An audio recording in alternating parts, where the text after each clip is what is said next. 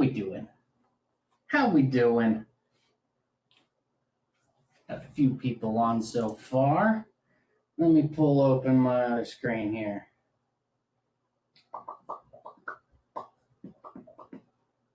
Vince, pull it up. Vince, pull it. There we go. There we go. Turn down that volume. Good morning, everybody. It's not morning. I'm aware of this. How are we? What's up? What's up? Red Rock Geckos, Groovy. I'm gonna miss a whole bunch of you. Mr. Gargoyles. I'm in there twice for some reason. Black Lantern Cresties, Deathly Geckos, Willie's Cresties. What's going on? Bunch of people jumping in. How's everybody doing today? How are we? How are we feeling? How are you on the inside? What is up? I'm missing the comments. The comments are not coming up on mine for some reason. I see comments on that screen. I do not have them on this one. I don't know why. That's going to make the day problematic. Why can I not see the comments? Why can I not see the comments? Let me close this out and try again. I want to see what you guys are saying. You have interesting things to share. I must hear them. Let's try again. How's everybody doing? We having a good day? Having a good weekend so far, I hope. Can I see the comments now? There we go. Now I can see the comments. What's up? Black Lantern Cresties, Winter Rain Exotics, Fear to Fascination. All right, we got housekeeping notes before we get started. Guys, let me tell you what is going on. This Thursday, Fear to Fascination is in the chat. And let me tell you why that matters.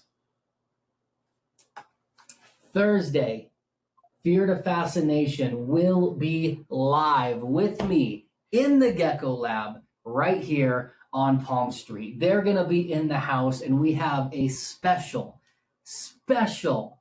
episode of my live chat auctions for you. We are going to play Gecko Trivia with Fear to Fascination. So how it's going to work is Ash is going to be here as our trivia contestant. I have prepared 12 Crested Gecko trivia questions that I'm going to ask Ash. Every question comes with a prize. So every time she gets a question right, there's a prize attached. And the best part is when she wins, you win. So if she gets the question right, she gets a prize, and I'm going to add the same prize into the giveaway right here in the live, so you guys can have a chance to win the same prize as well. 12 prizes for 12 questions. We're playing Crested Gecko Trivia live chat giveaway. It's going to be a good, I don't know what the official name is. It's going to be fun. We're also going to do, so it's going to be interactive. She is going to have phone a friend. I haven't told you this, Ash, so if you're still watching, you're going to have phone a friend options and ask the audience options. So if you guys want to, you can be in to help her get the questions right. My shirt feels like it's sideways. What's going on here? You guys get to help answer the questions and make sure that those prizes get given away as well. All right. Ash says she's studying already. That's good. I'm not telling you. I'm not giving you any hints. But you'll have the chat to help you out. You can phone a friend, which that one's going to be fun, or just a basic ask the crowd, ask the audience, see what's up. That's going to be a lot of fun. Also, my summer blowout sale is coming. I have not announced details yet. You guys are the first ones right here, right now, to hear all the full details for the summer blowout sale. Here's how it's going to go. Friday, June 6th, my website will update with over 150 geckos. 150 geckos are going to be added for sale, altitudeexotics.com, Friday, June 6th.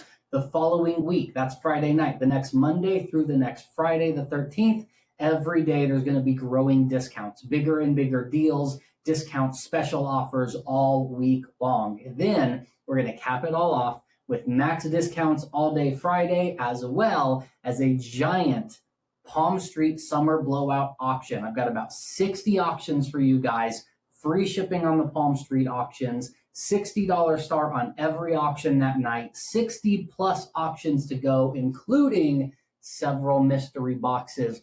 The mystery boxes have a little bit of a twist this time as well. So it's going to be a lot of fun. A lot of fun. That's the summer blowout sale. Kicks off June 6th, a week-long event culminating with a giant Palm Street auction Friday, June 13th. Mark your calendars. It's gonna be a big one. All right, I have my notes for today's live here as well. Let me see. I'm gonna pin some items to the shop. Let me open the shop up. Okay, I remember how to do this last time. I want to not disable all purchase mode. No. Oh no, is it all? Can you guys see all the stuff in the shop? Because last time I had to pin them all and it was a whole thing to figure it out. Can you guys see everything in the shop? If you can, let me know because I want to make sure it works. Yep. All right. Perfect. Perfect. Awesome. Awesome.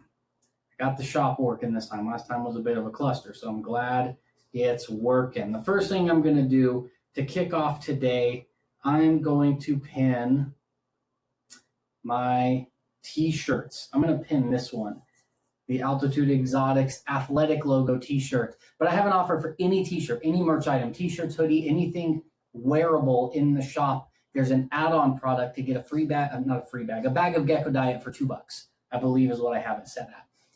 So basically, you buy a shirt, you can add on. It's just a random 3-ounce bag. It'll either be Pangea, Repashy, Blue River, or Lugardi. I will pick one for you, and you can get an add-on bag for $2. So if you're interested in buying a shirt, you can spice a deal up with a $2 bag of food as well. That's available as an add-on. Do you have a website to buy food as well if you aren't live? I do. FreeGeckoGiveaways.com is that website, but I also have everything here on my Palm Street shop. If you're looking to shop for food and I'm not live, just come to my Palm Street page. Everything's already listed in the store, so it's always there. It's always available for you. One stop right here, easy on Palm Street. If you're ever looking for food and I'm not live, just check it out here. I did notice I have not uploaded the Pangea. Somebody pointed that out to me. I've got Repashy, Lugardi, and Blue River all in the shop here on Palm Street, but I haven't loaded Pangea diets on for some reason. I totally spaced it. So I'll get Pangea diets in there as well. Eddie says that Xanthic Lilite you posted on Facebook was amazing. Thank you. Thank you. Need bigger bags of Blue River. I agree. Tell Blue River. I'm a big proponent that they should do a medium-sized bag. They have like 4.5-pound bags as well. But I think they need a medium size, like a 1-pound bag, I think would be great. So yeah, shoot them an email and let them know. What do you do to get your crested geckos to gain weight? Let me show you.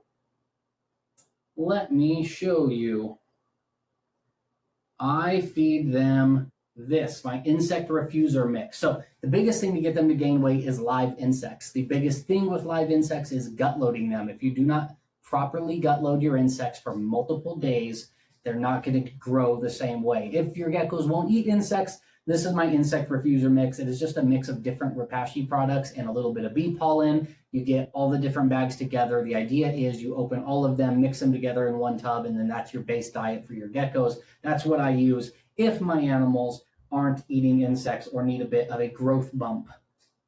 All right.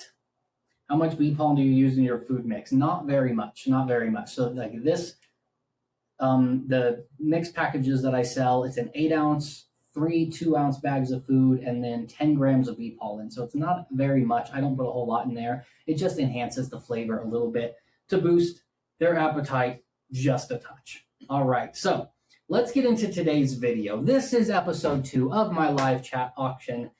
Thank you all for joining me. I hope you're having a great weekend. I've had a nice day. It's been a good one.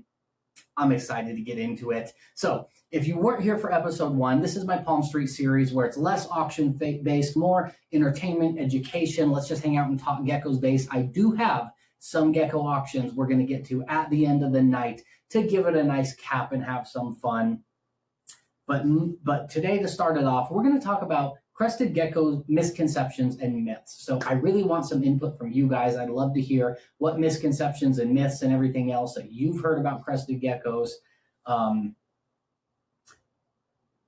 Things that are common knowledge or passed around that just aren't true. Things that you hear that may or may not be true. Like, let's talk about it all. I have a list here of ones that I want to go through. Some of them are going to ruffle some feathers.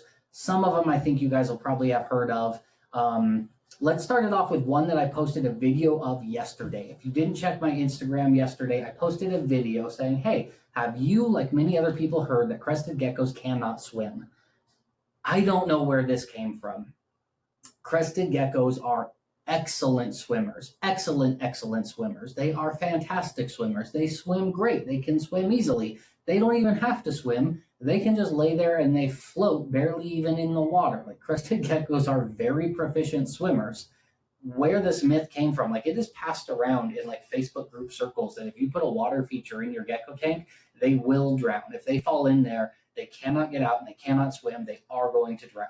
Now, obviously, if you have a deep water feature with high walls that they can't physically get out of, any animal is going to drown in there, regardless of how good a swimmer they are, because they. But if you thank you for that, I appreciate the order. As long as your geckos have a way to climb out, it doesn't matter how big or how deep the water feature is, they can swim just fine. This one baffles my mind. I don't understand why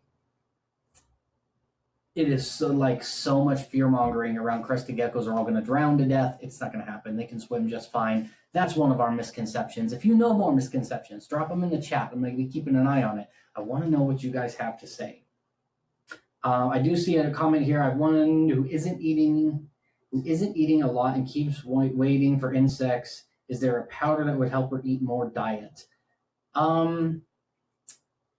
No. Not really. I would say so. If your insects are very, very well gut loaded, I wouldn't be too worried about it. We're going to get into that misconception about what the gecko should be eating here. That is myth number 2 on my list. So stay tuned for that. We'll talk more about it. But no, properly gut loading your insects is huge. Make sure they're healthy insects. And as long as they're eating some of the diet, like they have varied diets, they have their diet changes as they grow through their life cycle, I wouldn't be overly worried about it. I did see Katie ask, do they like to swim though? Probably not, to be honest. I don't think they like to swim. Like I don't normally take mine swimming. Really the only time mine are ever in water is right after they hatch. I put the babies in water to wash off all the incubation medium, mainly because shortly after they hatch, they have their first shed, and I don't want them ingesting any of the Pangea hatch that they're on. It's like clay incubation medium. I don't want them accidentally eating a piece of that when they're going through their first shed, so I wash them off. I just gently set them in a bucket of water, similar to like what I did last night on my Instagram post. All the incubation medium falls off, and that's really the only time they're ever in water. So I don't think they like swimming, but they're good at it. What do you feed your crickets to gut load? Let me see if I have it in the shop here.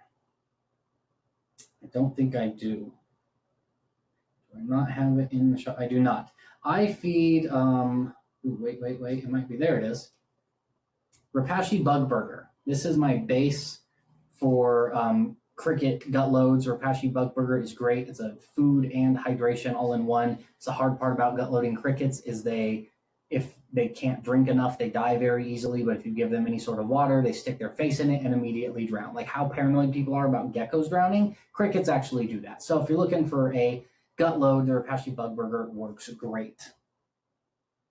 All right, fruit and microgreens are great. Yeah, like any leftover fruit, any banana peels, any veggies or anything that we have from cooking, I always throw in there. Those are great too. So a mix of like the bug burger and fresh fruits and fresh veggies that you have is the best idea.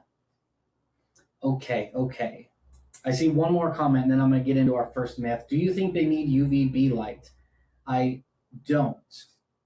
I don't think they need it. I think it's beneficial, but I don't think they need, I mean, obviously they don't need it. It is well established that they don't need UVB, but it is also pretty well known that it is beneficial to them and they will utilize it if it's available.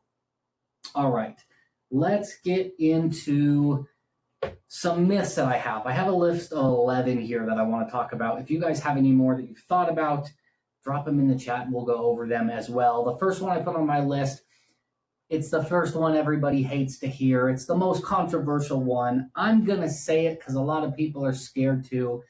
Misconception number 1 about crested geckos is that your gecko loves you. Listen, I know. I love my geckos too. They don't love us. I hate to break it to everybody, but they don't feel that way. Like, they don't like us. People we tend to attach our personal feelings onto our pets. And sometimes that kind of works with a dog, but not with a gecko. They don't love us. Like they tolerate us very well. That's why they're such popular pets, as they tolerate human handling and contact very, very well. I see the heartbreak emoji. Sorry, Ash. I know they don't love you. They do great though. Like they can people be like, oh, but he always climbs in my sleeve. Well, yeah, like you said in that comment, it's warm in there. They're probably comfortable. Um, People will say, well, they come to me when I open the door, they run out. They probably associate you with food, or there's lots of reasons that can dictate their behavior, but love is not one of them. That's not an emotion. These geckos are really developed and smart enough to be able to feel and or express. So having them be comfortable with you and not be threatened by you is as good as it gets. And honestly, that is what people should be striving for. You want your geckos comfortable. They are very scent oriented, and they will eventually learn that not only who you are, but especially your scent does not mean danger, and they get very comfortable with you. And that's what we should be looking for. Associates me with food, so at least he likes me. I mean, pretty much, yeah, that's what you're hoping for. Too many people humanize animals too much. That is true. I mean, it is a double-edged sword. It does get to the point where it can cause harm to some animals sometimes, but it also does so much for us as humans. People get so much comfort and joy and a sense of safety and security and fulfillment out of it. So, humanizing your pets isn't wholly a bad thing, but there does, I think, tend to be an overreaction to it sometimes as well. Everyone on Reddit punching the air right now. Oh, too funny. Just like my cats. Yeah, I mean, listen, don't get me started on cats. All right. Myth number 2. So we touched on this talking earlier in the comments about gecko diets. Myth number 2 is that crested geckos mainly eat fruit. So this is what happened. Crested geckos came into captivity, and Alan Rapashi figured out these are really, really easy to breed. And he figured out these, I could probably make a lot of money and be very successful marketing these as a mass pet. One of the problems with them was, well, not really a problem with them, but a problem that he saw to solve was, I can contact these pet stores and tell them I can mass produce these and sell them to you as pets. You can then sell them to your customers as great starter reptiles, which is all great. And Rapashi, he's a genius businessman. So he thought, well, I can also create a diet for them. And, if I'm not only supplying the pet stores with the animals, but the diets, and then I'm selling the diets direct to the consumers, genius business move. The guy is wildly successful, and I have a ton of respect for everything he's built. The downside to this plan that he came up with is it perpetuated this myth that crested geckos mainly eat fruit. And that was a great selling point in the beginning, was you could tell somebody, hey, crested geckos, they don't need to eat live insects. I mean, I've made this pitch at reptile shows in the past, trying to sell a gecko, and some mom and her kid is super excited and they're very passionate about this gecko, and the mom is a little bit nervous, and you tell them, well, the best part is they don't need live, they don't have to eat. Thank you so much. Is that the sticker pack? Nice. That one might wait a couple days to ship because I just ordered some new sticker designs and I want to get them in so I can send you a better sticker pack, but they're on their way. They should be here Monday or Tuesday. Right, so that was like the talking point, was they mainly eat fruit, they don't need live insects. And that was a great selling point. A great selling point for crested geckos. It's why they got so popular. It's why we're all here right now. But the reality is, they don't mainly eat fruit. So there was a study done of wild crested geckos that, their stomach contents change a lot seasonally too in the wild. Of course, they're not always going to have parkour geckos is on. What's up, brother? They're not always going to have the same foods available in the wild year round. So their diet can change year round. But in general, the study in the wild found that their stomach contents were about 50% insects, 20% fruit, and the rest was a mix of a bunch of different things. Nectar, pollen, their own young were found in there. Sweet Lady's Adventures is on. What's up? It's good to see you, Stacy. Oh, nice. You hit 100 bells for your live tomorrow. Awesome. Go follow Parkour Geckos. He's doing some great things. We'll get more into his stuff later, too. But yeah, crested geckos aren't mainly fruit eaters. Fruit is a big part of their diet, but they are actually mainly insect eaters. the main reason that we don't keep them away in captivity is because captive insects are not very healthy. If you buy insects from an insect farm, you're getting bugs that are being fed the cheapest diet they can to reproduce as fast as they can. They're not healthy animals. Think about the difference between like a human who works on a farm, works for a living, is out every day, hunting, gathering, getting their own food. Thank you very much. Versus someone who is just sitting on their couch being fed processed food all day. One of those people is a much physically healthier person than the other. Same thing with insects. If you're feeding your geckos insects that you bought from the store, they have empty stomachs, low body quality because they're eating a bad diet and they're about to die, and you feed them to your animals. That's not a healthy meal for your animals. This is why I push so hard. Gut loading your insects is hugely important. And that doesn't mean just feed them something so it's in their gut. I don't really like the term gut loading because that's what people think is, I gut loaded mine a sweet potato overnight. You got to gut load. I gut load for 4 to 5 days. I want the insects to eat a healthy diet and then metabolize it, grow bigger bodies, grow bigger structures, better protein for the animals that you're going to feed them off to. Like they need time to process all of that diet that you're feeding them and become a bigger, healthier, stronger animal that your gecko's then going to eat. So gut loading is very important. But the main point is here, geckos aren't mainly fruit eaters, actually mainly insect eaters. That is why we've seen a shift. When gecko diets came out, it was all mashed up fruit. First it was, just feed them baby food because they're fruit eaters. And we saw what happens there. You get massive health effects if you just feed baby food. Then it was these manufactured diets that were much, much healthier and the geckos were thriving. But we've seen a shift where most of the manufactured diets now include insect protein. And that's why. It's because they are actually mainly insect eaters. All right, I am going to, since we were talking about that, again, I'm going to go back and pin my insect refuser mix one more time. This is the diet mix that I feed. I recommend for geckos that won't eat live insects. There's a ton of good diets. This is just a couple different flavors of Pangea that I found. Mixing them together in roughly these quantities works really well for geckos that won't eat insects. It's palatable, the geckos like it, and it's got a high insect protein ratio. So if you're interested, I've got those available as well. Yeah, just like Mike says, same, the bugs need the nutrition, absolutely. Healthy bugs make healthy geckos. Feeding your geckos low-quality bugs, you get low-quality results. Is feeding them an isopod healthier? I feed them pretty good and they're easy to culture. If your geckos will eat isopods, mine never would. I never tried to feed them isopods, but I've had geckos in cages with isopods and they never really seem to eat them. I honestly don't know. I would think that they might not be as healthy because isopods are going to be a lot of shell and not a lot of substance. But I honestly don't know, like, from a more educated nutritional stance, I don't actually know a confident answer to that. I think it's a great question. I'd love to do some research and see. As far as insects go, my biggest recommendations are dubia roaches are number 1, or crickets are number 2. Those are the 2 that I always recommend people go to. All right. Let's go on to another myth here. What else do we got? Let's go to myth number 3. That is crested geckos are strictly arboreal. So this is another very common talking point we hear is crested geckos need vertically oriented tanks that mimic the tops of trees in the wild. And we have like this picture of crested geckos in our heads. A lot of people do that. We see them in like some very tropical rainforest, high up in the canopy of the trees, bouncing around through the tops of the trees in some like Amazon-like rainforest. Well, the place they live is not a tropical rainforest in that way. It's a very temperate, almost dry forest a lot of the time. It's not like a tropical rainforest like the Amazon or something that a lot of people picture.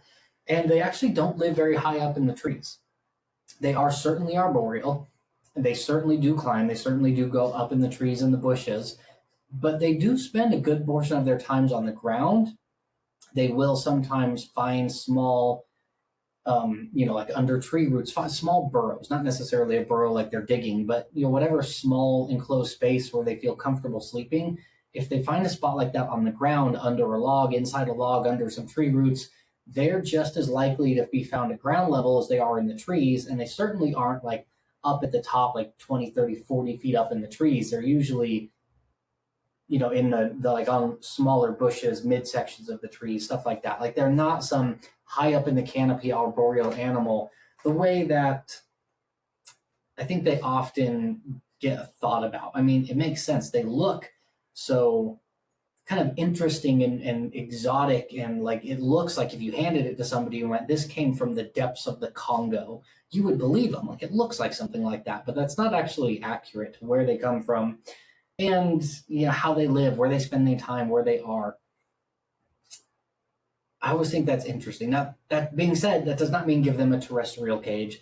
Um, they don't need arboreal space the way some people will say, where they're like, oh, if you don't give them a 24-inch tall cage with all these vertical vines that they can climb on, they're going to die or something. Like that is not true, but they do like to climb. They do like to utilize vertical space. They enjoy that. They will utilize it. And that is how their tanks, thank you very much, as always, they will use all of that space for sure. So if you have the ability, definitely set up your tanks in that manner. On that note, I'm going to pin another product for you guys. This is the 6-foot climbing vine. I love these because these kinds of vines have been around since I was a kid setting up reptile tanks. And it's just like a bendy vine with foam around it that looks kind of naturalistic. These ones I love because they look so much better than a lot of the old school style ones. And they have like all these other like ancillary vines that branch off, and they're beautiful. I use these, and every time I build a cage, giveaway cages, anything like that, I use these. I just love the way they look, and the foam is a higher quality where it doesn't crack down and break nearly as quickly as some of the cheaper old style ones. I love these. So if you need your gecko to have some more climbing space, they're also nice because a lot of times I don't have my tank. I had a big old 4-foot tall tank here, but I just took it home. Vertical tanks are hard to utilize all the vertical space, right? Like you need giant branches or thick things. Like your background, they can climb up that, but then you have all this other, big column of air essentially that's hard to utilize that space. These climbing vines are great for that. You can twist them, loop them, really makes it so you can utilize that vertical space really, really well. So those are a great option to really taking your gecko tank to the next level and making sure they have lots of space to climb around, explore, and have some fun. Okay, let's see, myth 4. Yeah, this one's another, let's do this one. This one's a diet one. So this one is pretty well debunked, but I do think it is still important to go over and talk about. So I'm going to bring it up. We kind of touched on it earlier, but it's the myth that geckos can eat baby food. Don't feed your geckos baby food. Like most people know this. This myth is not nearly as widespread as it once was some years and years ago. But baby food simply is not good enough for geckos. The idea was these are fruit-eating animals. Baby food is just mashed up fruit. Most baby food has no other additives, no added sugar, no nothing. Like you buy a jar of banana baby food and it is literally just banana mashed up in a jar. But that's not good enough for geckos. It does not have the vitamins, the nutrients, everything they need. It doesn't have the calcium. It doesn't have hardly any, if the right amounts of protein in it. Baby food is not good for geckos. Don't feed your geckos baby food. The same with mashed up fruit. I see people that, I give people all the time on Facebook groups that are, I know how to make my own gecko diet. And if you follow my page, I'll share my recipe with you. Don't listen to these charlatans, okay? They're snake oil salesmen. Just buy a proven gecko diet. Like, we all love our animals. You're not doing them any favor by feeling like I know better. I can make my own food for them. It's not worth risking their health over, so don't do that. Don't feed them baby food. Luckily, that myth has mostly gotten thrown out the door, but still worth mentioning. Okay, if you guys know any myths, if you have anything, maybe you've heard something that you're like, hey, is this real about geckos? Is this a misconception? Let me know about it in the comments down here, and we can go over it. If you know of one, or if you have a question about one, we can talk about it. This thing is broken. Hold on. My water bottle. Ooh, I see one. Okay. I just saw one. They can cohab or not. So that's kind of that one's not one that has a black or white answer if crested geckos can cohab. The answer is yes and no. Obviously, two males generally don't get along and should not be housed together. A male and a female generally usually will get along, but they will breed if you house them together. And two females generally get along, but still sometimes will fight. The way I always explain it to people when I'm like doing expos or talking like this is when somebody asks me, hey, if I get two geckos, can they live together? And I'm like, technically, yes, but they have to be like the right combination of sexes. It's usually two females. They have to be about the same size, about the same age. And even then, if you get every other thing right, you have to have a bigger tank so they each have space. Even then, if you try and control for every other issue that could come up, you still need to have an extra cage on standby, because if they ever decide they don't get along anymore and start fighting, you have to have the ability to separate them. And at that point, you've already got two cages. Why house them together to begin with? So it just like by default, the answer becomes no, don't house them together. Like I said, if you are, you got to have an extra cage anyways, just house them separately. Plus, building the cages is half the fun. Like make these, centerpieces of your living room. Make it like living artwork for your house. Build a beautiful cage. That's half the fun. Do that. Have more fun. Have more beautiful cages in your house, and have happier geckos. Obviously, there are reasons to house geckos together. It's different if you're like a full-time gecko person. Like this is my job, my life, my entire life, 60 hours a week is geckos. Like I have lots of geckos housed together, but I don't do anything else. They're not a pet to me. I'm not, taking care of them for an hour every third night. Thank you very much. I'm hands-on with the geckos all the time. I've got workers that are full-time here working with geckos. That's a bit different of a situation than someone housing a couple pets or something like that, if that makes sense. Okay. Let me see. I see off-topic question. Do you do local pickup instead of shipping? I do. I do offer local pickup. I don't have like a formal arrangement. Just hit me up, and I'm usually able to find somewhere to meet local people. Usually it's at, like I just pick a PetSmart that's close by to meet up somewhere like that to make it easy. Sweet Lady Adventure. I see Stacy asking about cutting eggs. This is one that I try not to get into because it's another one that doesn't have a right answer. The majority of the time, for the majority of people in the majority of situations, I say do not mess with your eggs. If they hatch, they hatch. If they don't, they don't. That doesn't mean that there aren't some specialized situations where cutting an egg can be more useful or be the right choice, but I tend to not feel comfortable giving that advice because it's so situational. It's can be very risky. And it's not something that like I want to tell people like in a broad format like this. Here's when you can and can't, and then people go do it and it doesn't go right. Like that's a much harder situation. So while there can be certain situations which that is a better path, for the most part, like I said, I tell people the majority of the time in the majority of situations with the majority of eggs, there's no good reason or a reason that's better or more likely to yield a positive outcome by cutting them versus not. But that's a kind of a generalization, and then it breaks down into more specific scenarios from there that are hard to get into without talking about very specific scenarios. Let's see. Any hard proof that visual axanthic to visual axanthic will produce a sterile animal? No, not that I know of, no. I've heard a lot of talk about some axanthic males being sterile. There may or may not be some truth to that. I mean, there was talk for years that all axanthic males are sterile, which is ridiculous because if that was true, I wouldn't have very many visual axanthics. Like, clearly they're not, or I wouldn't have so many of them. I have heard talk that breeding visual to visual yields weaker offspring. That one I'm a little less sure on. Not because I've seen any evidence to support it, but because I've had less evidence to disprove it. Most of my pairings are females to visual males. So I don't actually breed a whole lot of visual to visual pairings. I have a few times, but not enough for me to say like, hey, I have overwhelming evidence one way or the other.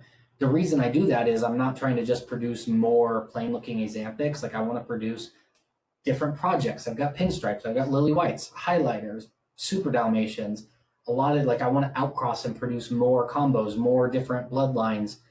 And doing that, you don't tend to do a whole lot of visual to visual pairings. So I just haven't done it very much. But the idea that breeding two visuals together only produces sterile animals, I would be very, very dubious of that. Um, I haven't seen any evidence that would line up with that. I would be curious to hear from people who do believe that theory, what evidence they have to say that. But in my opinion, no, I wouldn't think that that is the case. Let's see, what's sterile? Sterile means that they can't produce offspring. Thank you very much, Gecko Den. What would be a good incubator? So a good incubator, I like wine coolers, honestly. So crested gecko eggs do best incubated at about 70 degrees. So you don't need an incubator that's going to warm them up in most cases. Most people live in a place where like you would have to get down to like 65 before you need to warm your gecko eggs up. Most people don't live in a place where that's going to be something that needs to be addressed. Most people need to keep their eggs cooler. I use a wine cooler. I know Flawless Crested Geckos, shoot them a message. They know of a reptile. I forget who it is. I don't want to say the wrong company, but they use one that is a reptile-specific incubator that does cool, that they say have done very well. So if you hit Flawless up, they can tell you which one they use. I like wine coolers because they generally, most wine coolers, their highest setting is 68 degrees. And the one that I use, when you set it at 68, it usually runs at about 69 or 70 degrees, and that's perfect. A little pro tip, go to local Goodwill or thrift stores. Rich people get wine coolers for like birthdays and weddings and like countertop wine coolers that they don't want all the time, and a lot of them end up at Goodwill. You don't have to search too long at thrift stores to find a used wine cooler. And the best part about crested gecko eggs and cooling incubators is if they break, like you might be saying, well, buying a used incubator at Goodwill, isn't that a bit risky? Well, kind of, because it might not work. But if it doesn't work, the eggs just go to room temperature, and that's not dangerous for them. It's not like if a heating incubator malfunctions and like the thermostat breaks and then it cooks all the eggs inside. If a wine cooler or any sort of cooling incubator breaks, by default, it just goes to room temperature, and that's not going to hurt the geckos. Let's see. Let's see. All right, I'm going to get back into my list. I see one more about incubators. Do I have an air vent on your incubator in case the egg hatches so it doesn't suffocate? No, I don't. So I have cases, like jewelry box cases. In fact, I have one I can link for you. So I use jewelry box cases like this. So this is an incubation kit. It comes with 2 jewelry box cases and incubation medium to fill it with. If you're interested, you can pick one of those up in my shop. I also have just the cases, just the egg cases available in the shop if you're interested as well. I do not vent these. I open them once a month, once every 6 weeks, just to make sure the humidity level is good, make sure the incubation medium is holding enough water to keep the eggs healthy, and to take out any eggs that have gone bad and might be going moldy or anything that's not going to make it to term. And then once any one egg in that case starts to hatch, I just take the whole thing out and it sits in the baby room and they all start to hatch out. And I just go through basically every day and take out whatever is hatched. But there's enough air just in the little spaces in there that they can survive for several days without suffocating. So that's not something I worry about. So I missed it. What temperature do you keep the wine coolers or others at? 70 degrees is ideal. Anything between 68 and 74 works. I like to shoot for right about 70 degrees to incubate. All right. Let's go to another myth. Oh, this is a good one. I'm going to list another product here. I'm going to link my ultra fine spray misting bottle because this myth is another one that baffles me that is still so widely circulated. The idea that crested geckos will not drink standing water. Now, having a misting bottle like this is very helpful. You can use it to mist the cage, raise the humidity levels. It assists with their shedding so they don't get stuck shed. I always recommend it's going to vary based on your climate, your locality, your humidity levels, what cage setup you have, what kind of airflow the room has. But generally, a light mist every evening is usually enough. Twice a day for some really dry areas or a really arid cage. And the other thing it does is it puts, obviously, water droplets around the cage, and people will see their geckos lick those off the leaves and the walls. And this has then turned into this myth that geckos won't drink standing water. This is a myth that I've seen in the reptile world since before crested geckos were in the reptile world. It's always been this myth that lizards can't see, like physically can't see standing water, and they won't drink it. They have to drink water drops. Like a lot of animals in the world wouldn't survive if they couldn't see water. Like just say, I'm a big proponent in the phrase say it out loud. Like if you hear something, say it out loud. And if it sounds ridiculous, it probably is. Lizards can't physically see water. Does that sound ridiculous to you? Because it is ridiculous. Like geckos, those are the misting bottles I'm also going to pin. Those are available in the shop. But where are they? Where are they? I have. Well, they're not in there. I have water dishes for sale in the shop as well. Geckos absolutely will drink standing water. I've said this for years and it baffles people every time I say it. I don't spray my geckos. So I have so many. I've got a whole facility, 5 different rooms.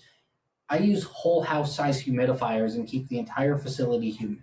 My geckos don't get misted ever. Like if it was true that geckos don't drink standing water, every gecko I have would be dead. Most of them have never seen a spray bottle in their lives.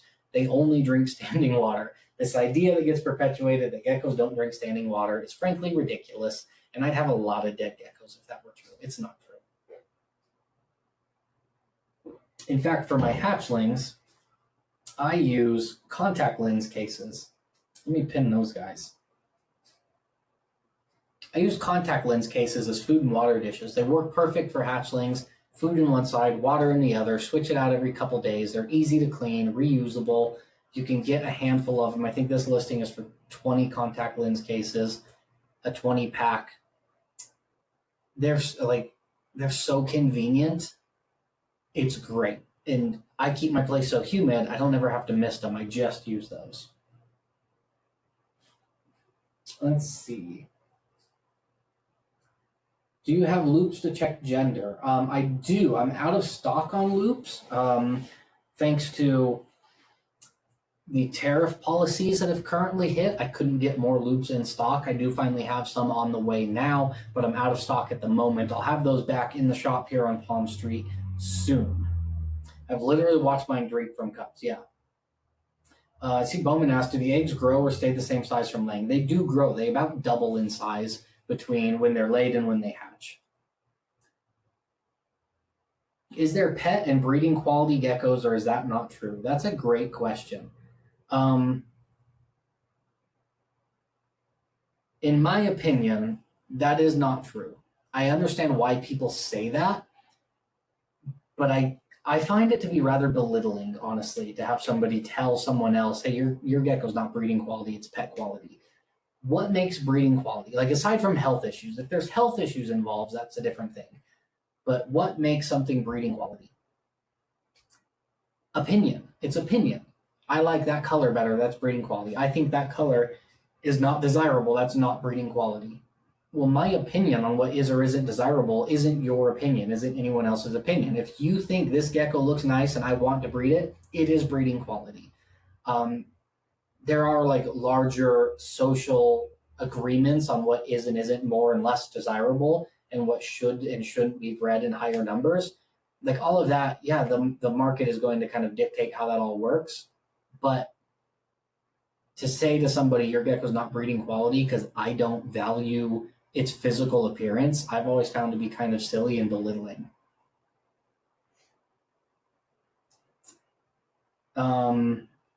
But like I said, that's just visual appearance. If it's like health issues or something, I disagree. I do see a comment saying, yes, that's true. Genetics play a huge part in that.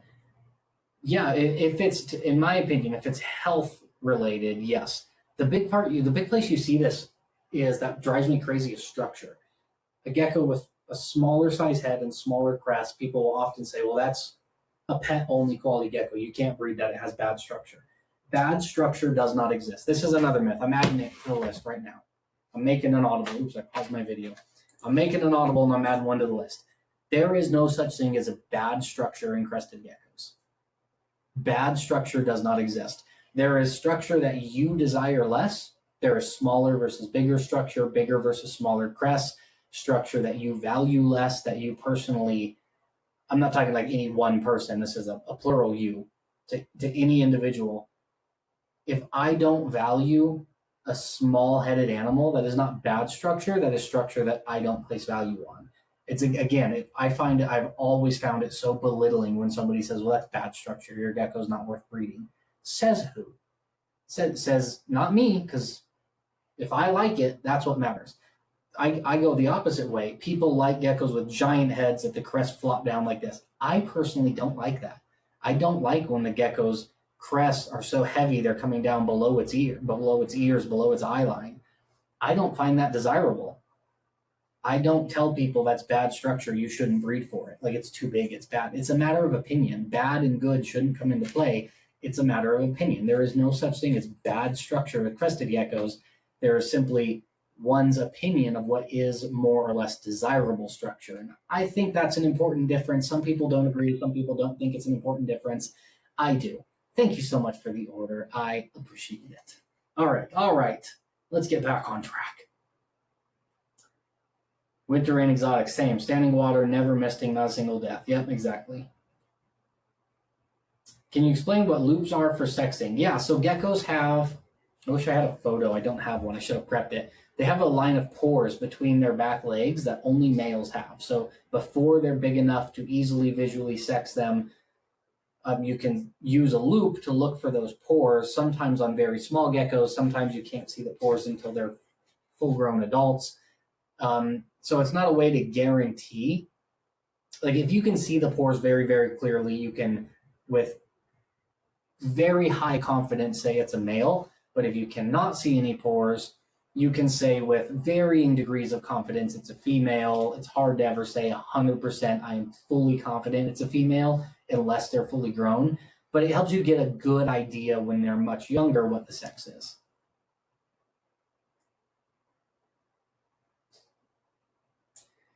Since we are talking about breeding, we're looking for a girlfriend for one right now. Any clue when you're going to post new ones? We are dying. Yes.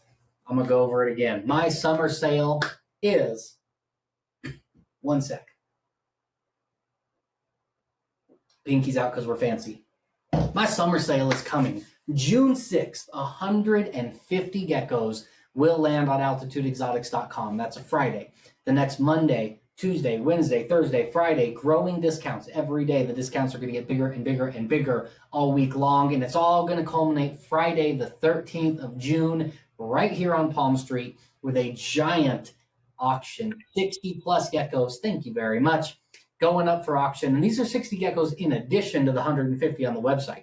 The website ones stay there. I'm bringing 60 fresh geckos, plus some mystery boxes, plus some fun giveaways and goodies. We're going to have a good time. June 13th, right here on Palm Street. All right, Krusty Creations. Oh, hey, it's good to see you. I've been seeing your social media all over yesterday. You guys are killing it on social media. Is a gecko with a 1 centimeter difference in their top and bottom lip make it unbreedable? I assume you mean 1 millimeter. 1 centimeter difference would be almost their whole mouth. I assume you meant 1 millimeter. That's another hard one, like an overbite or an underbite. I think there is a much wider range of natural variability there than some people think. If their mouth isn't perfectly lined up like this, they're unbreedable. If they're slightly off, it's unbreedable. I don't think that. I think there is room for natural variability. I have seen that is not like if you have one with a very, very slight overbite, it's not genetically inherited and gets worse and worse and then goes down some world. Thank you guys for the order. I appreciate it. Goes down some like rabbit hole of tragic outcomes in the breedings. There are certainly overbites and underbites that I would consider not viable for breeding, but I don't think it's quite as bad as some people fearmonger, but I do think it's something to keep an eye on. All right, I'm going to pull another one off my list. I'm loving it. I'm loving the chat. I'm going to keep looking through the chat. Female caps. I will have 2 female caps available in the June summer blowout sale. I just finished principal photography for the summer blowout sale. I do believe I have 2 female caps in the sale. Let's see. Oh, here's another good one. Myth number 6 I have on my list. My gecko is lonely. Nope. Your gecko's not lonely. I get this one all the time. People tell me, oh, I have one and he wants a friend. He's so lonely. They don't want a friend.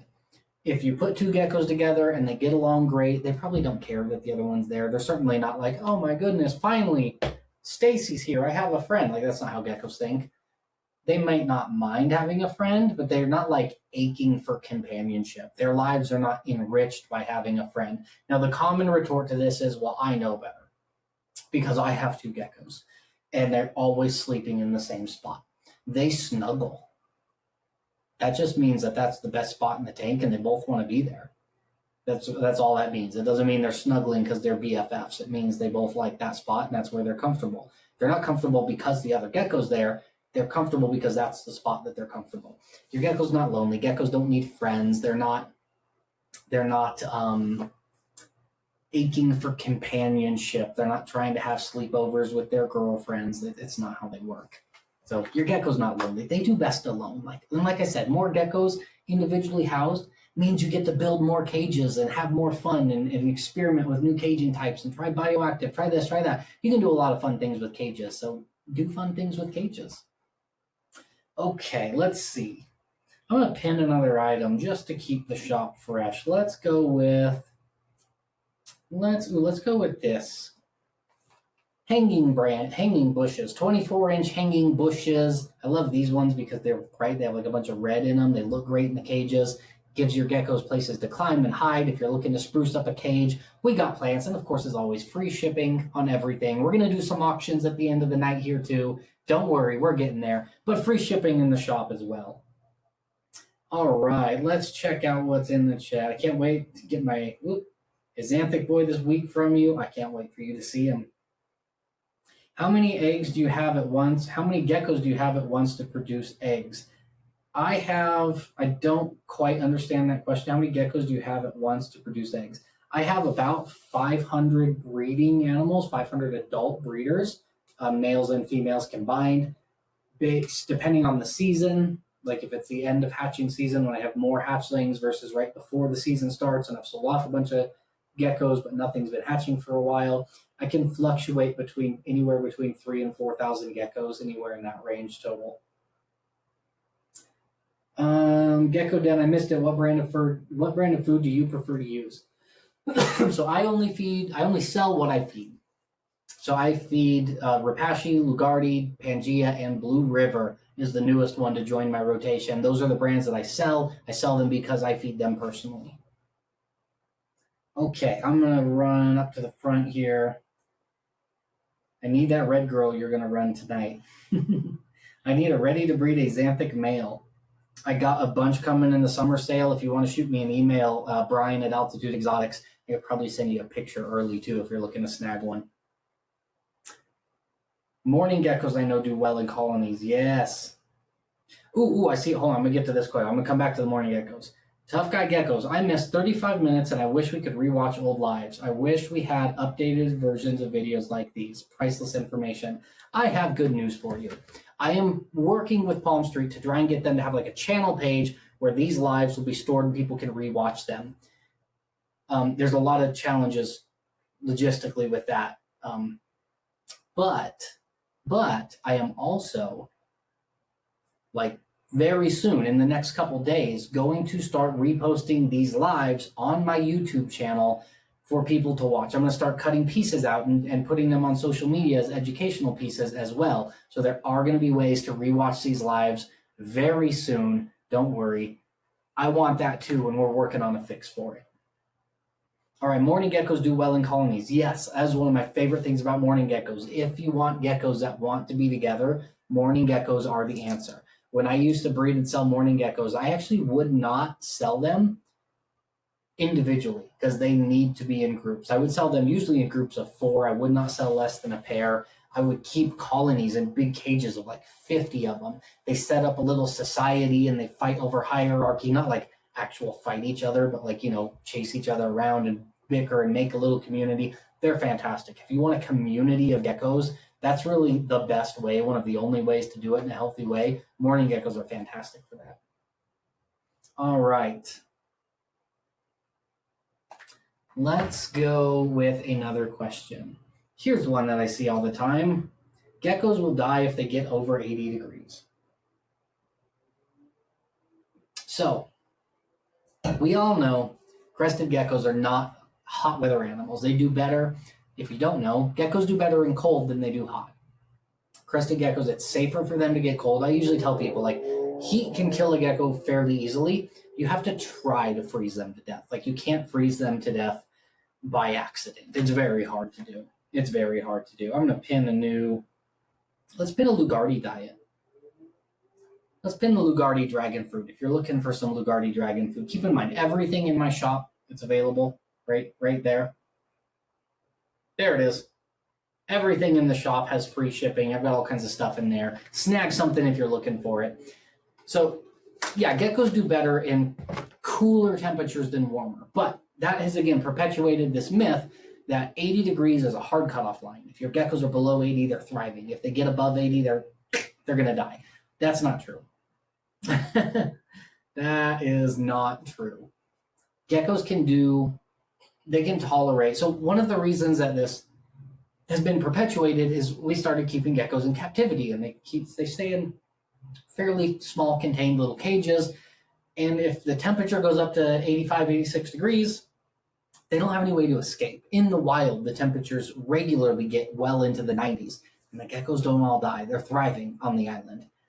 But that's because they can escape the heat. They can find cooler places. They can find moist places that are still wet from dew or humidity. They can burrow under some leaves and find cooler soil at the bottom. They can find ways to cool down that they can't find in a small controlled environment like a cage. So it is more important to control the temperature a little more carefully because of that. But they're not going to immediately die over 80 degrees, especially in the summer. The hatchlings that grow outside of my facility stays warmer year round. It's better for the baby's growth rates. The breeding size has a much more pronounced seasonal fluctuation. But even in the summer, the hatchling side will sometimes touch 80, 82 degrees, and the geckos are fine. I keep them humid, well hydrated, and it doesn't stay at that temperature for days on end, and they're okay. You still want to be very careful about temperatures with crested geckos. You don't want them staying too hot for too long, but it's not true that they're just going to immediately die if they get over 80 degrees. All right, let's do a couple more, and then I want to get into some auctions here. We've been live for almost an hour already. Anthony at ACR says his gecko room is like 85-ish, and he's never had issues. But I still rock low to mid-70s max. Yeah, so like I said, mine will touch low 80s in the summer, cools down again at night. It's not constantly that hot, and they do just fine. But especially the babies, they actually grow better, grow faster. It increases their appetites. I like keeping the younger geckos warmer. The breeders, obviously, I want to have a seasonal fluctuation, so they get a lot more range. But yeah, that myth is, there is a lot of danger to heat with crested geckos, especially when they're in smaller spaces like shipping boxes or enclosures, but it's not nearly as bad as people say. All right. More temps, faster energy consumption, so they need more food. True. But the plus side to that, like I just said, they grow faster. They have a faster metabolism. They're metabolizing their food. They're going to need to eat more and be hydrated better, but they also are more active and they grow faster. All right, here's another myth I have. I'm going to skip a couple because I just want to do a few more. I'm going to jump to myth 11 because this one was requested over on Instagram. The idea that crested geckos cannot eat mealworms or they will die. This is another one that drives me absolutely bonkers. There has been a myth in the gecko world, in the reptile world, for as long as I can remember, since I was a child, a tiny this tall child, a little taller than this, but tiny child, that reptiles can't eat mealworms because the shell is so hard they won't eat it, and then the mealworm will actually eat its way out of the animal and kill the animal, like something from Alien. I spent years asking around if anybody had any credible evidence. Blue River Diet now pinned in the chat. If anybody had any credible evidence of any reptile, not just a gecko, any reptile having a mealworm eat its way out of the animal's stomach. I got one person that told me they had seen a fire-bellied toad that had a mealworm hanging out of its stomach that had eaten its way out. They didn't have any pictures or any actual evidence, but they were the only person that even could give me a firsthand, like they visually saw it, account of this happening. That was it. I have never found any evidence that this happens with geckos. I've never seen any evidence myself that it's happened with any animal ever. I don't know why this is so prevalent in the reptile world, but mealworms are not going to eat their way out of your gecko. That is a myth. That is not going to happen. That does not happen. It's kind of ridiculous, to be honest. So they can eat mealworms. I know a lot of big breeders feed mealworms exclusively as their insect protein. I see a comment here. Said the issue I was told about mealworms, that it has so much, I don't know how to say that word, chitin, I think is how you say it, that geckos can't process. I've only ever seen that word written down, so I'm like, you never know. When you only see it written down, I'm not the smartest tool in the box. Who knows if you say it right? Chitin? Yeah, that makes sense. Yeah, that's what their shell is made of, right? So the idea is that they have such a high concentrate of that there's not much like flesh to the animal, and the geckos can't break down the shells. That's certainly true. That doesn't. So I tried switching to mealworms just to see, right, how it worked. I went back to crickets. Mealworms are cheaper and easier to manage. Is the main reasons I wanted to try it. Figured if it works, the results are good, and it's cheaper and easier to manage, great. It was easier to manage in some regards, not in others, but I went back to crickets because I just wasn't happy with the results with mealworms. Even gut loading them very well, getting the healthiest animals I could, and doing what I thought was the best with feeding healthy mealworms. I still wasn't happy with the growth rates with my animals. I saw calcium issues a few times with a few animals. I don't know that it was the mealworms doing that, but it hadn't happened before, and it hasn't happened since I quit feeding mealworms. So using them as like a main insect protein source, I wasn't happy with the results, and I quit doing it. As a part of a rotation of insect proteins, I think they can be very useful, but I wouldn't do them as a main insect source. I don't agree that they just can't eat mealworms at all. That's not true. Cresty's only tonight. Yeah, Cresty's only. We're about to get into some auctions here. Yeah, Tough Guy says, not as hardy, but convenient if kept cool. Exactly. Like, they're nice because you can buy a bunch of mealworms, keep them in the refrigerator, and they're good for months. Like, you have to warm them up and gut load them again, but they last forever. So that's good. Having them on hand for that reason and mixing them in as a rotation of a bunch of different insects, I think is very useful. Yeah.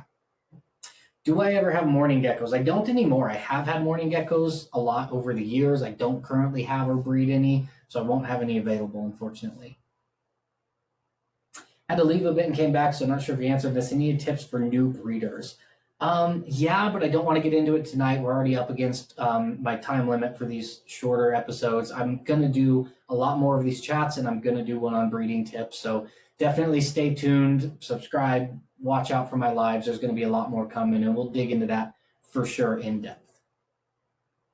Do you have larger bags of Lugardi or Rapashi? Sorry if I missed your answer. I do not. I only have what's in the shop for Lugardi and Rapashi. Lugardi, like this one, I have the 8-ounce bags, the 8-ounce passion fruits pinned there. There's a bunch more in the shop, so if you're looking for them, I generally have the 8-ounce Lugardis, 6-ounce Rapashis. I do have the 16-ounce Pangeas on my website. Those will go in the Palm Street shop here soon as well. All right. What do you say? All right, one more question, just because it's you. If you have any mature adult female that isn't laying, is there anything you to do to help her with that? Yeah, so I would drop her temperatures, give her a big seasonal shift, lower humidity and lower temperatures. Keep her cool, keep her in the mid 60s, high 60s for a couple weeks. Shoot for trying to keep her at 66, 67 degrees. I know that's hard down in Texas. Might be better off in the winter if you can. However, you can make that work. A big seasonal shift, so a dry, cold period, and then a noticeable uptick in the temp. So go from 60 and then raise it like 2, 3 degrees every day. So they go from 65 to 75 over the course of a week, basically. And with a humidity bump, that downturn, cold period, upturn will get usually kind of reset their reproductive cycle. It works for boys too. If you have males that don't breed, that big seasonal shift will really help. All right, let's get into some auctions here. We've had a good night. I want to get into some auctions. Let's get into some auctions. We're going to do this one. Let's start with this one, huh? All right, let's pull this one. So this is a female. She is 33 grams. Tricolor Extreme Harlequin girl here. Let me pull her auction up. I see Crested Gecko Love Syndicate. Do I add any fruit to my diets? No, I really don't. Every once in a while I'll add a banana in, but very rarely. I usually just go with the prepared diets. All right. Awesome. I appreciate you guys hanging out for the chat. Hopefully we went through some good gecko misconceptions. We learned a little. We talked a little. We had a good time. Let's get into some gecko auctions, shall we? All right. So we got this girl, Extreme Harlequin girl, 33 grams. I'm going to go ahead and kick up her auction here. What do you guys say? What do you say? We're doing $60 start on this girl. The start prices vary a little bit depending on the gecko. But this one, we're doing a $60 start on her, 120 section auction. And of course, free shipping as always on Palm Street. I don't charge shipping on geckos or dry goods on Palm Street. So we got this girl, Extreme Harlequin girl. I love her structure. This is what I was talking about when I think of good structure. Nice diamond-shaped head, big long crest, not too floppy, not too small. This is what I like to see. I do like bigger heads. I like the smaller heads. I like it all. But this is kind of what I see as ideal. I love the almost... I'm almost annoyed that Pixel is now a gene. Like, not annoyed because it's awesome, but now I'm like hesitant because I used to describe this as pixelated looking, but now people think I'm trying to say it's Pixel. It's not. I just like the way it look. I think it's kind of pixelated-ish.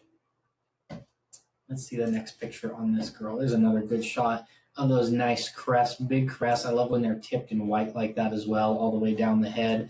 Nice pattern on this girl. Not the most pattern in the world, but a good amount. Some nice layering with the dark brown, the orange, and the white patterning, kind of a low grade tricolor if you're interested in that. And then, of course, don't forget, they always come with free shipping. So we got $90 is the highest bid. That's with free shipping. $90 shipped on this girl. 33 grams this one is sitting at. Gecko Jen, good talk. Thank you. I appreciate you being here and being a part of it. 33 grams on this girl, down to about 30 seconds left on her. Don't forget as well, we also have all of the, this way, I think, the shop button there, Gecko Diet merch supplies. If you buy any t-shirts, I'm going to pin another shirt when this auction is over. There's an add-on option to add a bag of Gecko Diet for $2 if you buy a t-shirt, so you can get a bag of diet for basically what it costs. Not even that, like half of what it costs to ship it to you. Just a little add-on. If you buy a t-shirt, you can get a cheap Gecko Diet as well. Sitting at 110 on this one, down into the last 10 seconds. Lori Kelty, very informative. Thank you so much. Thank you for being here. I'm liking these kind of more slower paced live chats. Krusty Creations at 110, I think is going to take it. Great job. I know Krusty Creations is doing some palms too now, so go follow them. Give them a follow and join their palms. Awesome. Thank you very much. I appreciate it. Let's see which one we want to auction next. Let's go ahead and do this one. Let's do this one. So this is a male. He is, what was he saying now? 34 grams. He's out of my White Spot Drippy Dorsal project. Let's go ahead and kick his auction up, shall we? Actually, I'm gonna pin. Let me get you guys a shirt to look at real quick. My Chunky Monkey T-shirt. Chunky Monkey shirts and all my other merch available. You can get an add-on bag of Gecko Diet for $2 if you pick up any of the merch items today. And let's kick this guy's auction off. Another $60 start, which is basically the cost of shipping, is where we're starting this auction. So this boy, 34 grams, he's out of my white spot drippy dorsal project. Didn't get a whole lot of that white spot trait, but this is the one marker you want to look for to know if they carry it, that white spot in the middle of the back leg. That's always the first marker. If they have the trait, they have it, and then it can spread from there. You can see a few of the white spots along his side here, a little bit dripping down off the dorsal line right there, but not the most high pattern white spot boy that's ever been produced. Good head size. He does have that one. I always love it when they have just one Dalmatian spot just hanging out. I think that's a Dal spot. It's hard to tell because it's really dark. It looks like a Dal spot, but it's not like round shaped like you would expect a Dal spot to be, and the way it kind of sits, like maybe it's just a dark spot on the pattern. It's hard to say. You can see a few of those white spots going down the line there on the back leg again. Decent structure on this guy again. Nice long crest, big size head. Just a fun looking boy sitting at $60 with a minute left. How's everybody doing? Are we doing good today? I asked you that when we got here, but there's new people in the chat. I think this is the first palm I've done on a Saturday. Yeah, I think it is. I think all my other ones have been Fridays. I think. I don't know. But I'm pretty sure this is the first Saturday night one. I'm having a good Saturday. 30 seconds left on this boy. 30 seconds. 34 grams this guy was. Doing pretty good. Happy to catch you live. Well, I'm happy you're here. I appreciate it. Will you be at the All-American Reptile Plant Expo in Colorado next year? Yes, I have already signed up. I know, 65 now with 6 seconds left. And it's free shipping. Yeah, I will be at the All-American Show down in Castle Rock, Colorado in October. I've already booked my tables. I'm excited for it. I'm going to be there. I love that show. Crested Love Gecko Syndicate just adding geckos to their box for $65. Great pickup. Ziggy D, I love your palms, and my head exanthic is awesome. Awesome. I've seen your name on a bunch of the palms. I appreciate you tuning in, for being here, for being a part of the family. I love all you guys. Let's get another auction going, shall we? Let's go for... Let's do the young lily white. I got a young lily white to go here. This one's 5 grams. Young lily white. This one is going to start off at... Ooh, let's pin another product here. Let's do the Racerback tank top. We got those pinned. Only $22, and you can add a bag of Gecko Diet on for another $2 with free shipping on all of it. Not a bad deal if you're looking to grab some merch. All right, let's start this little lily white auction up. This one is also starting at $60. We're saving the two good ones for the end. $60 start on this little lily white, 5 grams. So lily white's one of those morphs that changes as they grow. So all of this pattern is going to expand as it grows. You can already see how thick that dorsal line is. It almost looks like how some pinstripes have a thin line, like a real sharp line going down, and this one kind of looks almost blurry or messy. That's how you know it's going to drip downwards. That's why it looks messy like that, is that downward drip from that lily white gene. That'll expand, and the white line will creep down. The white line on the bottom will creep up, and all of that lily white pattern is going to expand as it grows. I also love the when they get this dark line on their head. Somebody coined a name for that one time. I forget what they were calling it. It was like hammerhead or something like that. I don't know. I just think it's a cool look. I love when they have that dark solid line across their head there. Yeah, this young lily white is 5 grams, sitting at $60. Looks like we got one bid in at $60 on this one. Stacy says, thank you, Brian, for your time and sharing your knowledge. Thank you for being here and making this just a great way to spend my time, to spend my life realistically. That, This is what I get to do for a living, is hang out and talk geckos with some of my favorite people. I love it. I wouldn't be able to do it if it weren't for you guys. Why would my female gecko suddenly only lay one egg? I don't know if there's really a reason for that. It does happen sometimes. Females laying one egg is not uncommon. It's not unheard of, especially for younger females. If she's a first or second year breeder, that's not out of the ordinary. That's not something I would worry about. I don't think there's like some external factor that would be causing that. It just is what she did. Down to the last 10 seconds on this little lily white, little 5-gram lily white, bright colors, beautiful gecko. Down to the end, $85 with free shipping for Mom's Geckos. See, this is what happens when you show up for my slower paced educational lives, less people, less hype and fanfare, and you get the deals. $100 shipped on a lily white hatchling. That's a deal. You get some steals when you show up to Palm. Is that going to do it? That's it, $100 shipped. What a steal.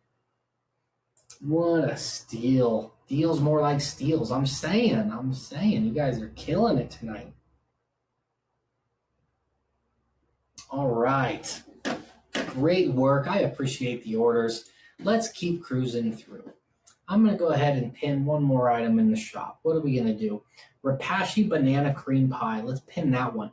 Banana cream pie is my go-to mix-in to make diets more palatable. It's not a complete diet on its own.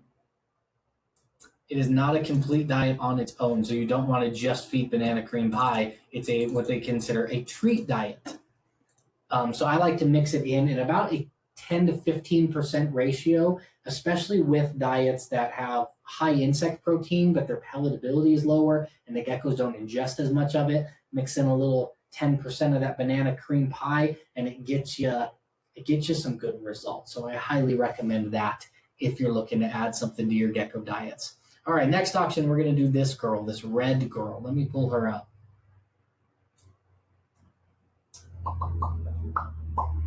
Let's get her started. So this girl has a starting bid at 150 is the first bid on this girl. Yeah, I know, Crested Creations. You were waiting for her. I see you. All right, let's look at the head on this girl. Again, this is the kind of structure I like. So this girl is, let me check. She's only 21 grams. She's only 21 grams, so she's pretty small. She's got that nice, I'm trying to point in the right spot, that nice diamond-shaped head, not super big, not super floppy crest, but nice, evenly long crest all the way around. That's the kind of structure that I really like. The color on this girl is fantastic. At just 21 grams, reds are another one of those geckos that get better as they grow. Bright red geckos are not bright red when they hatch out. They're a dull, rusty red color, and then they come into their colors as they grow up. So at just 21 grams, really nice color quality on this girl. She's absolutely beautiful, and she's only going to get better and better. Let's see. Crested Creations you had your eye on this one. I know you did. Do you have a box coming already? I don't think I have anything waiting to be shipped to you. I don't think I do.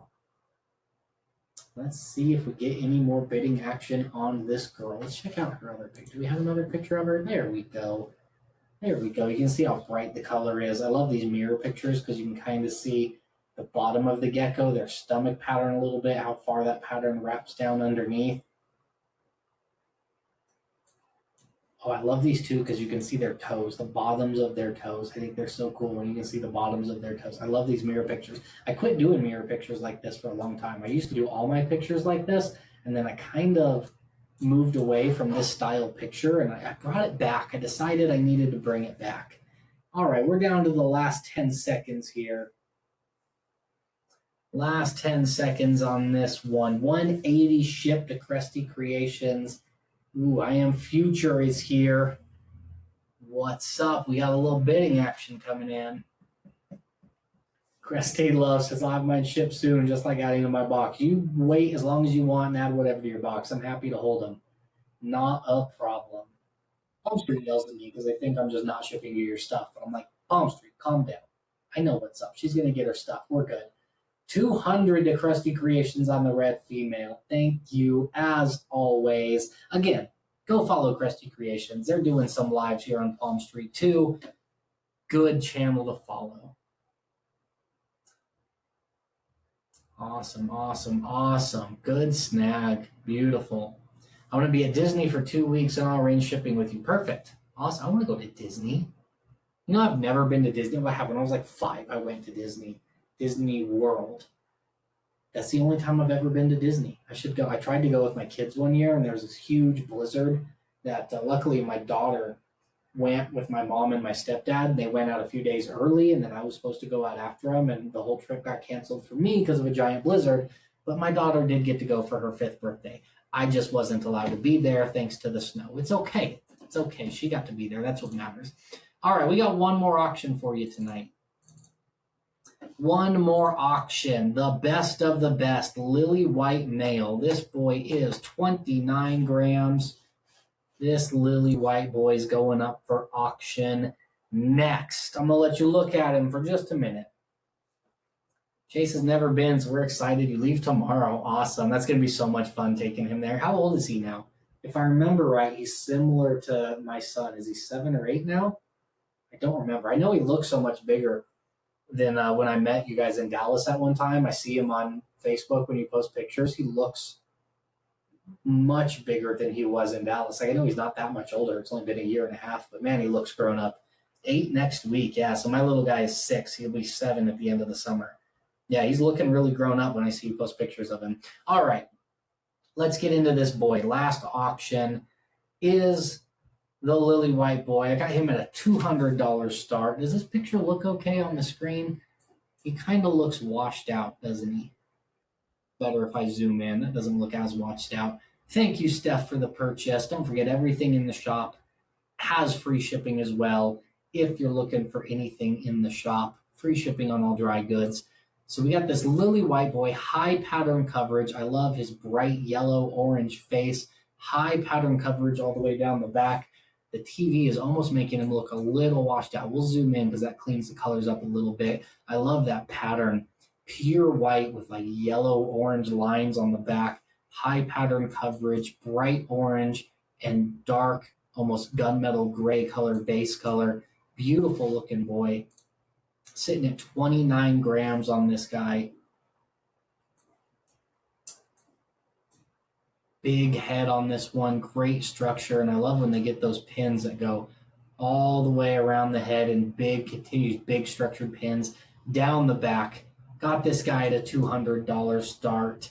No bidding action yet. We'll see if anybody wants to jump in at the end. If not, hey, it's no big deal. He might actually get added to my summer sale on the website if nobody's feeling peckish for a lily white male tonight. It's just water, don't worry. I'm not very exciting. I need a female just like this. I got several coming in the summer sale. Don't worry. In the auction and on the website sale. How often do you give them bee pollen? Add it to the food or sprinkle it on the bug? So I add it to the food, not every feeding, but every once in a while. I don't have a set schedule on it. It's just an every once in a while kind of thing for me. Any chance you'll be answering emails? Oh, we got one bid right at the end. 200 shipped on a high contrast, high pattern coverage, lily white boy. That's going to be a steal. I hope no one else bids for you. Look at that. 200 shipped on that deal. Whew, that one hurts a little bit, but I love it for you. I love it for you. Awesome. Any chance you'll be answering emails before Tuesday? I want to see if you had a girl that wasn't related to the boy I got. My friend, yes. Shoot me an email, and I'll see. I have a whole bunch of stuff photographed, so I should be able to get back to you if I have something or not. What a steal. Not a bad strategy to wait till the end. Let everybody think nobody was feeling the need for a lily white male tonight, then jump in at the end, snag him, and hope you don't get bid up. It worked. It worked. Awesome. I almost took it. I love that comment. I almost took it, but my heart couldn't, knowing you might not have a male lily yet. That's beautiful. I love everybody working together. I love seeing it. I might add some to my box during your summer sale. Yeah, keep an eye out. I know I've got a few that you're going to want. if you need them is another idea, but we got the same taste. I know I'm going to have some that you want. Any super red females you can run real quick for me? Red, like red Harlequin or red pinstripe? Like red Harlequin, red pinstripe. What kind of red are you looking for? I don't know if I'll do, but I will look. That all over deep coverage. I know I'm saying that boy is beautiful. Beautiful. What a steal. Bright red. I don't think I have any because I think I only have one, but she's already listed up for the summer sale. I'll look, and if I can find one, I'll put it in Thursday's live. We're going to do another live Thursday. Real quick, if you guys missed it, I want to tell you about it again because it's going to be so much fun. So much fun, okay? So Thursday, I'm going to have Joe and Ash from Fear to Fascination here in studio with me. And Ash is going to be sitting here doing a Crested Gecko trivia night. So what we're going to do is I've got 12 trivia questions about Crested Geckos. I'm going to ask Ash, and if she gets it right, every question has its own prize. There's gecko food, merch, t-shirts, coffee mugs, all kinds of stuff. And if she gets the question right, she gets a prize, but I'm also going to put one in the giveaway in the chat. So one of you wins the prize as well. So when she wins, you win. She also has phone a friend and ask the audience lifelines. So you guys get the chance to make sure that she's going to win, which means you win even more prizes. It's going to be a lot of fun. I'm excited for it. If I have a nice red female I can photograph real quick, I'll throw her into that night's auctions after the trivia night as well. And yeah, that's going to do it for me. I'm going to go ahead and log off. We've been on about an hour and a half now. I appreciate you guys hanging out. I hope you enjoyed the conversation. If you have ideas for future lives, always feel free to drop me a message and let me know what you'd like to see me talk about. I appreciate it. Thank you all so much. You're the best. As always, be safe, be kind to each other. I love you guys. I'll see you soon.